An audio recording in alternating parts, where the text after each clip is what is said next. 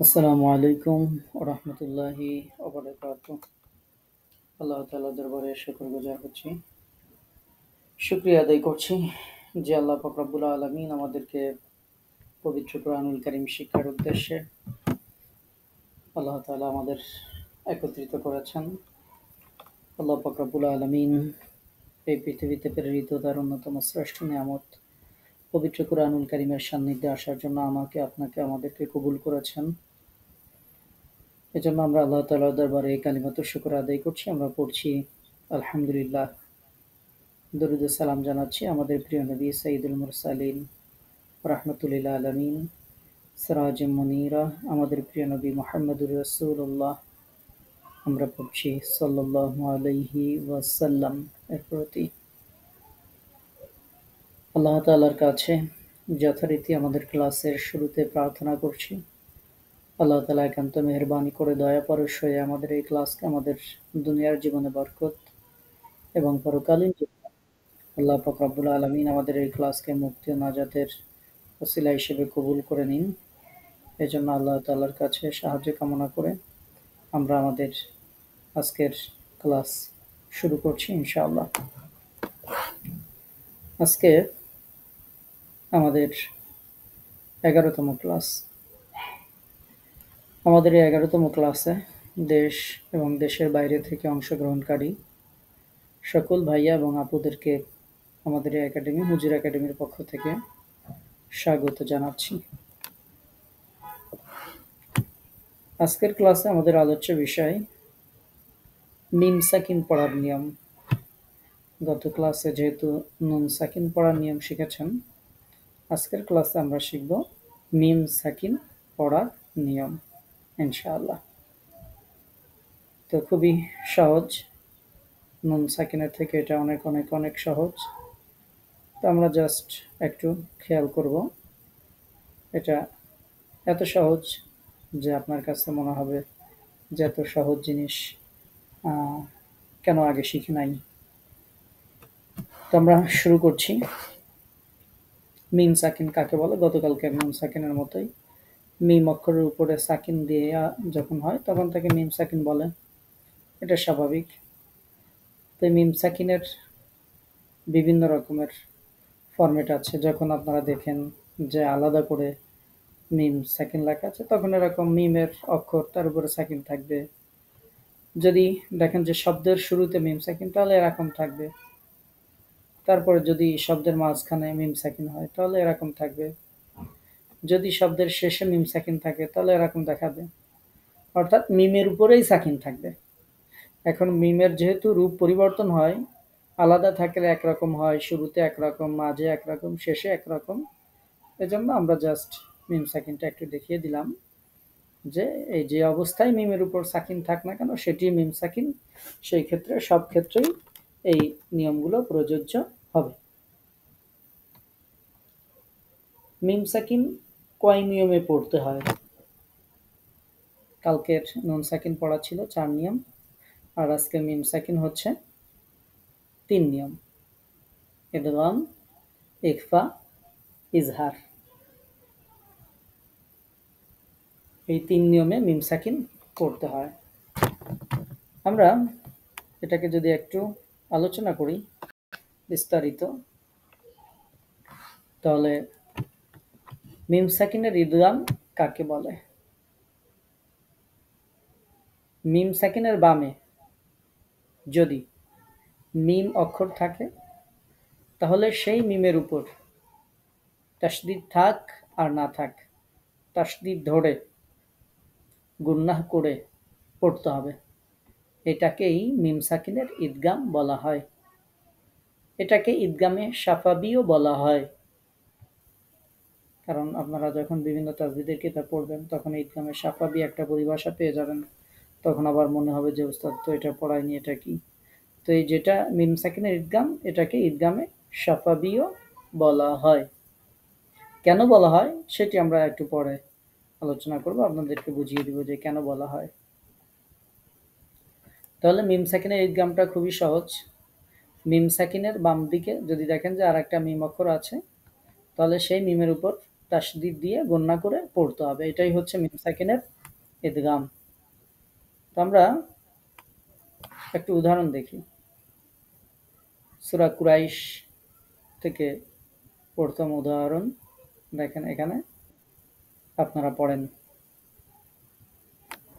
الذي أطعمهم من جوع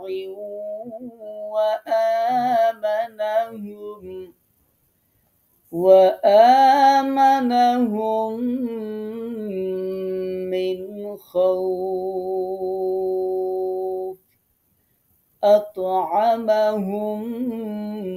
আমরা বলেছিলাম মিম সাকিনের পরে যদি আর একটা মিম আসে, তাসদিদ থাক না থাক তাসদিদ দেবো। আলহামদুলিল্লাহ আমাদের দেশে কোরআনগুলোতে তাসদিদ দেয়াই আছে, কোরআনগুলোতে তাসদিদ দেয়াই থাকবে, এজন্য টেনশনের কিছু নেই। তাহলে আমরা এই যে পরে মিমে দেখেন এই যে তাসদিদ আছে এবং এটাকে গুন্না সহকারে পড়তে হবে। এটাই হচ্ছে মিম সাকিনের ইদগাম। ওয়া আমানাহুম, দেখেন মিম সাকিনের পরে আরেকটা মিম আসছে, তো এই মিমের উপরে যে তাসদিদ দেওয়া আছে আমাদের কাজ হচ্ছে শুধু একটু গুন্না করতে হবে। তাসদিদ দেয়াই থাকবে, আপনার আমার কাজ হচ্ছে শুধু একটু গুন্না করে পড়তে হবে, আর কোনো কিছু না। এরপরে নিচের উদাহরণটা দেখেন। ইন্নাহা আলাইহিম মুসাদাহ। এই যে আমরা আলাইহিম এই যে ধরে রাখলাম, এটার নাম হচ্ছে ইদগাম। যেহেতু মিম সাকিনের ভাবে মিম আসছে, সুতরাং পরের মিমে তাসদিদ দেওয়া যে মিমটা, এই মিমটাতে আমরা গুণনা করছি। এটাই হচ্ছে মিম সাকিনের ইদগাম। আশা করি ইনশাল্লাহ সমস্যা হবে না। এরপরে এখানে উদাহরণগুলোতে আলাদা করে আমি আপনাদেরকে ওইখানে দেখতে একটু কষ্ট হতে পারার জন্য এখানে আলাদা করে দেখিয়ে দিয়েছি। ওয়া আমানাহুম, দেখেন এখানে সাকিন আছে, তারপরে যে মিম আসছে এটাতে তাসদিদ দেওয়াই আছে। তো এই পরের মিমে এইখানে হচ্ছে গুণনাটা করতে হবে। আলাইহিম, এই যে পরের যে মিম, এই মিমটা বাদ, সাকিনযুক্ত মিম এটা বাদ, পরের মিমটা গুণনা সহকারে পড়তে হবে। রব্বিহিম মিন, তো এই যে রব্বিহিম, এই রব্বিহিমের মিম বাদ, পরের মিম যেটাতে তাসদিদ দিয়ে আছে এটা গুণনা করে পড়তে হবে। এই হচ্ছে মিম সাকিনের ইদগাম। মিম সাকিনের ইখফা কাকে বলে? মিম সাকিনের বামে যদি বা অক্ষর থাকে তাহলে মিম সাকিন গুণনা করে পড়াকে মিম সাকিনের ইখফা বলা হয়। এটাকে ইখফায়ে শাফাবিও বলা হয়। তাহলে মিম সাকিনের আগেরটা ছিল মিম সাকিনের পরে মিম থাকলে, আর এইটা হচ্ছে মিম সাকিনের বামে যদি বা অক্ষর থাকে তাহলে মিম সাকিনকে গুণনা করে পড়তে হয়, আর এটার নাম হচ্ছে মিম সাকিনের ইখফা, অথবা এটাতে কোনো কোনো তাজবিদের কিতাবে এটাকে ইখফায়ে শাফাবি হিসেবে লেখা হয়েছে। তো এই পরিভাষাটাও আপনাদেরকে শুনিয়ে দিলাম। পরিভাষা মনে না রাখলেও সমস্যা নেই, শুধু আপনি এটুকু মনে রাখলে হবে মিম সাকিনের পরে যদি বা আসে তাহলে মিম সাকিনকে গুণনা সহকারে পড়তে হয়, এটার নাম মিম সাকিনের ইখফা। আমরা একটু উদাহরণ দেখি। আমরা যে উদাহরণ দুটো এখানে দেখতে পাচ্ছি, প্রথম উদাহরণে আছে আলাম ইয়ালাম বিআন্নাল্লাহা ইয়ারা। এই যে আলাম ইয়ালাম, এই যে পরে মিমে যে গুণনা করছি, কেন করছি? কারণ এই মিমের পরে বা আসছে, এই জন্য এই মিমটাকে গুণনা করছি। আলাম, এখানেও কিন্তু একটা মিম সাকিন ছিল, কিন্তু আমরা এটাতে গুণনা করি নাই কারণ এরপরে বা নাই। তো আমরা এই যে পরের মিমের যেটা, এটার পরে বা আছে, এজন্য আমরা এটা এখানে গুণনা করেছি। এরপরে নিচে যে উদাহরণটা আছে, فبشرهم بعذاب أليم فبشرهم। এই যে মিমটাকে গুণনা করছি, কেন করছি? কারণ এরপরে বা আসছে, আর এটার নাম হচ্ছে মিম সাকিনের ইখফা বা ইখফায়ে শাফাবি। তাহলে আমরা এটাতে পাইলাম হচ্ছে মিম সাকিনের পরে বা আসলে সেই মিমটাকে গুণনা করে পড়তে হবে। আমরা আরো একটি উদাহরণ দেখি যেটা আপনাদের একেবারেই পরিচিত। সবার মুখস্থ আছে সূরা ফিল। সূরা ফিলের মধ্যেই আপনারা পড়েন ترميهم بحجارة من سجيل যে তরমিহিম এখানে গুণনা করি কেন করি কারণ হচ্ছে এই যে মিম সাকিনের পরে বা আসছে তো এই মিম সাকিনের পরে যদি বা থাকে তাহলে সেই মিম সাকিনটাকে গুণনা করে পড়তে হয় এটাই হচ্ছে মিম সাকিনের ইকফা আমরা 3 নম্বর নিয়মটা এবার আলোচনা করব 3 নম্বরটা হচ্ছে মিম সাকিনের ইজহার খুবই সহজ একটু খেয়াল করেন উপরের আলোচিত মিম ও বাদ হরফ ছাড়া অবশিষ্ট সবগুলো হরফের যে কোনোটি যদি মিম সাকিনের বামে থাকে তাহলে মিমের উচ্চারণ স্পষ্টভাবে স্বাভাবিকভাবে মিমের মতো করাকে মিম সাকিনের ইজহার বলা হয় এটাকে ইজহারের শাফাবিও বলা হয় তার মানে দুইটা যে আমরা আগে শিখছি একটাই ছিল মিম সাকিনের পরে মিম আসলে পরের মিমটা তাসদীদ দিয়ে গুণনা করে পড়তে হবে আর একটা ছিল মিম সাকিনের পরে বা আসলে সেই মিম সাকিনটা গুণনা সহ করে পড়তে হবে এই দুইটা বাদে বাকি যে কোনো হরফ যদি মিম সাকিনের পরে আসে তাহলে মিম সাকিনটাকে স্পষ্ট করে সুন্দর করে পড়তে হবে কোনো গুণনা করা যাবে না সেটার নাম হচ্ছে মিম সাকিনের ইজহার তাহলে কত সহজ এবার চিন্তা করেন আমরা এটার একটু উদাহরণ দেখি যেমন ثم لم يتوبوا فلهم عذاب جهنم আমরা এখানে দেখেন সুম্মা লাম একটা মিম ছিল আমরা গুণনা করি নাই কারণ ইয়া আসছে বাও আসে নাই মিমও আসে নাই এজন্য গুণনা করা যাবে না তারপরে ফালাহুম একটা মিম সাকিন তারপর আইন আসছে তার মানে বাও না আবার মিমও না সুতরাং গুণনাও হবে না তার মানে বা আর মিম বাদে যে কোনো হরফ যদি আসে তাহলে মিম সাকিনটা স্বাভাবিকভাবে স্পষ্ট করে পড়তে হবে কোনো ধরনের গুণনা করা যাবে না এরপরে নিচে আরো একটা উদাহরণ আপনাদের বোঝার জন্য উল্লেখ করেছি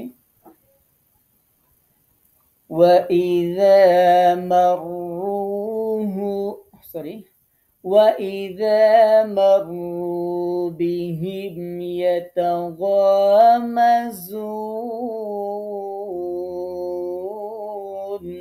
এই যে মারু বিহিম কোন ধরনের গুণনা করছি না কারণ হচ্ছে মিম সাকিনের পরে বাও নাই মিমও নাই সুতরাং এইটুকু শুধু মনে রাখলেই হয়ে যাবে ইনশাআল্লাহ এটি হচ্ছে মিম সাকিনের ইজহার আরো একটু আপনাদেরকে দেখাই আপনারা তেলাওয়াতের সময় আপনারা পড়ে থাকেন বিভিন্ন জায়গাতে প্রচুর সংখ্যক এটির ব্যবহার আছে كلا إنهم عن ربهم يومئذ لمحجوبون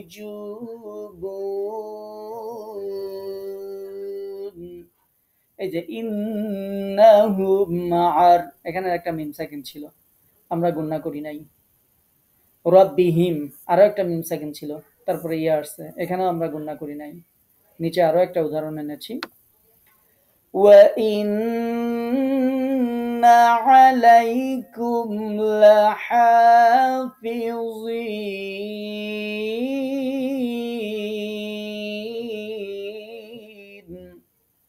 وَإِنَّ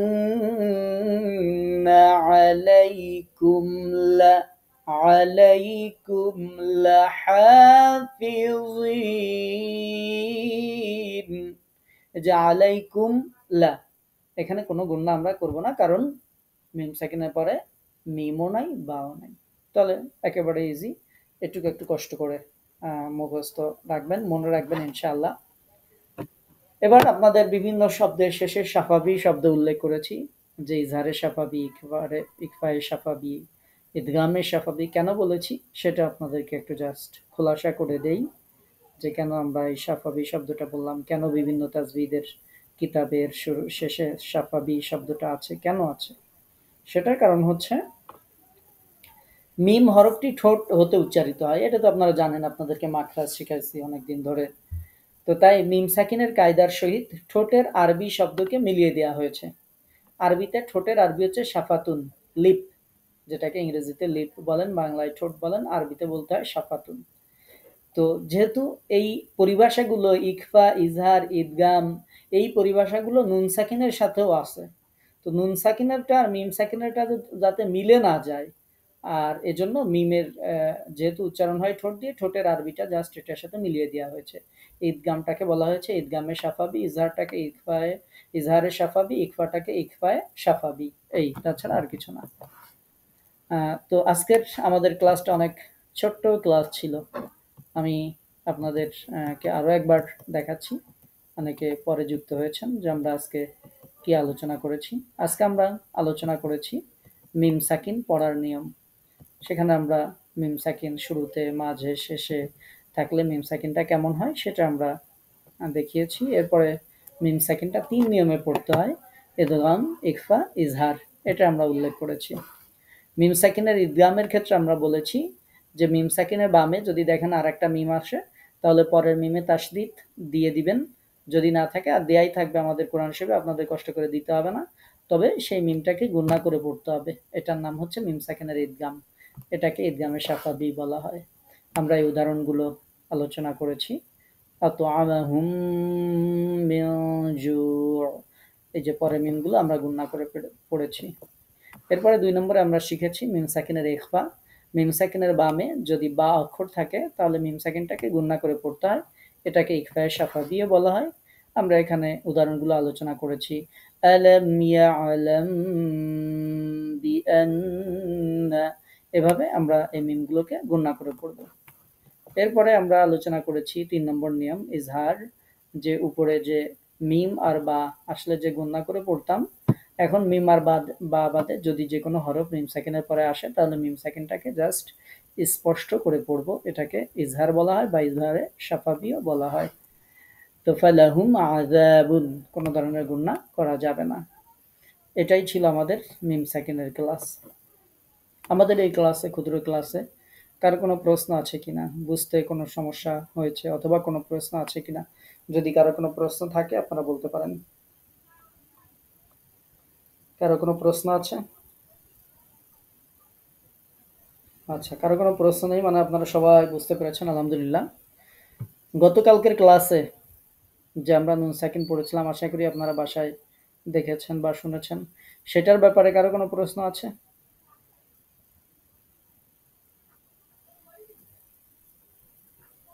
আচ্ছা, কারো কোনো প্রশ্ন আলহামদুলিল্লাহ মনে হচ্ছে নাই। তো যদি প্রশ্ন না থাকে, তার মানে আমি বুঝতে পারছি যে আপনারা সবাই বুঝতে পেরেছেন, আলহামদুলিল্লাহ, কোনো সমস্যা হয়নি।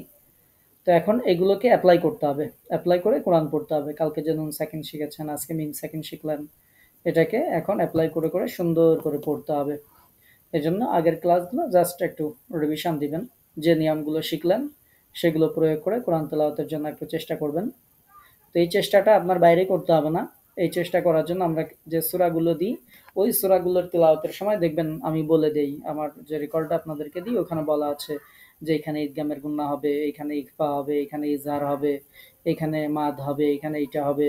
এগুলো সব আমার ওই সূরাগুলোর মধ্যে বলা আছে। তো আপনারা ওইটার সহযোগিতা নিয়ে আপনারা ওই সূরাগুলো সহি করা শুরু করবেন, বা ইনশাআল্লাহ সর্বোচ্চ চেষ্টা করবেন এই নিয়মগুলো ফলো করে এই সূরাগুলো পড়ার। আমরা ইনশাআল্লাহ অনুশীলন ক্লাস থাকবে, সেখানে আপনাদের এই সূরাগুলো আপনাদের থেকে শুনবো, জিজ্ঞাসা করব। তো আমাদের নেক্সট ক্লাস যেহেতু আগামী শুক্রবারে, সেহেতু আমরা আজকে আপনাদেরকে আহ, কয়েকটা সূরা পড়া দিয়ে দিব, মানে কয়েকটা সূরার ভিডিও দিয়ে দিব। সেটা হচ্ছে সূরা, 2টা সূরা আমরা দিয়েছিলাম, সূরা ফিল, কুরাইশ গত সপ্তাহে। এই সপ্তাহে যেহেতু ছোট্ট ছোট্ট সূরা আছে, আমরা সূরা মাউন, তারপরে সূরা কাউসার, সূরা কাফিরুন, সূরা নাসর, 3টা বা 4টা সূরা আমরা ইনশাআল্লাহ গ্রুপে দিয়ে দিব আপনাদের এই প্র্যাকটিস করার জন্য। আপনারা যে নিয়মগুলো শিখলেন, এই নিয়মগুলো ধরে ধরে প্র্যাকটিস করে করে এই সূরাগুলো সহি করে ফেলবেন ইনশাআল্লাহ।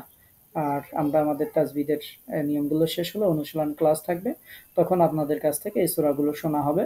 তো সেটার জন্য এখন থেকে সুন্দর করে প্রিপারেশন নিয়ে এই নিয়মগুলো অ্যাপ্লাই করে ছোট ছোট সূরাগুলো যেগুলো আমরা নামাজের মধ্যে পড়ি, এগুলো সহি করে ফেলবেন ইনশাআল্লাহ। আচ্ছা, জি শাহিদ আপু বলেন।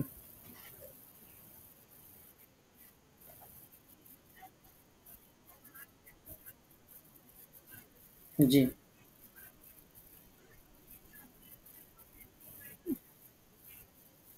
না আপু, অনস্বর হওয়ার কোনো সুযোগ নেই। ওইটা ছিল হচ্ছে নুন সাকিনের সময়, হ্যাঁ? ও ওইটা হচ্ছে নুন সাকিনের সময় কিছুটা অনস্বর মতো হবে। মিম সাকিনে তো মিমি থাকবে। মিম সাকিন আর অনস্বর বানানোর কোনো সুযোগও নাই। জি। হ্যাঁ, নাম ইকফা, কিন্তু ২ টা ২ রকম। ওইটাতে অনস্বরের মতো হবে, এটাতে তো মিমই থাকবে। জাস্ট এই মিমটাকে একটু যতদূর সম্ভব গোপন করে গুণা করতে হবে। আর কারো কোনো আর কারো কোনো প্রশ্ন আছে? আর কারো কোনো প্রশ্ন আছে? আচ্ছা, যদি প্রশ্ন না থাকে, অনেক কষ্ট করে আপনার। ওয়ালাইকুম আসসালাম ওয়া রাহমাতুল্লাহ। বলেন। জি। ক্লাস পাননি, ক্লাস পাননি, ক্লাসের যে রেকর্ড তো দিয়ে দিয়েছি গ্রুপে, রেকর্ডটা দেখে নিবেন, হ্যাঁ? আচ্ছা, ওইটা গ্রুপ থেকে দেখে নিবেন ক্লাস রেকর্ডটা। যদি না পান আমাকে মেসেজ দিবেন, আমি পাঠিয়ে দিব আপনার হোয়াটসঅ্যাপে, হ্যাঁ?